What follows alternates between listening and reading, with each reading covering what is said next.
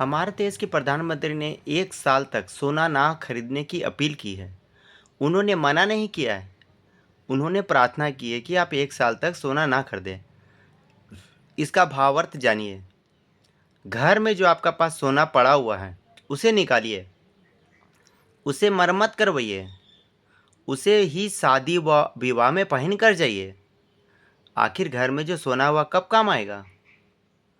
आप याद करिए, लॉकडाउन के समय,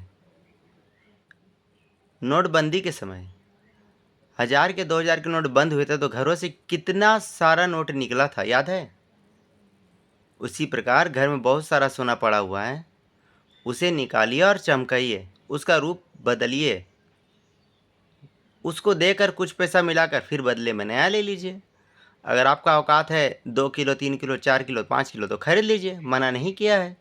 लेकिन उनका कहने का भावार्थ यही है कि विदेश से सोना ना मंगाया जाए, हमें वैसा कार्य करना है।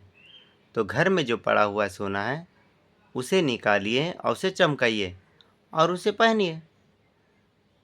अब आपका पास अगर पैसा ज़्यादा है तो आप उस पैसे को बैंक में जमा करिए, अपनी बेटी की शादी के लिए जमा कर दीजिए। लड़का अच्छा पढ़ता है तो उसे पढ़ने के लिए कहीं और भेजिए, उच्च शिक्षा दिलाइए। और पैसा है तो आप ज़मीन खरीद लीजिए।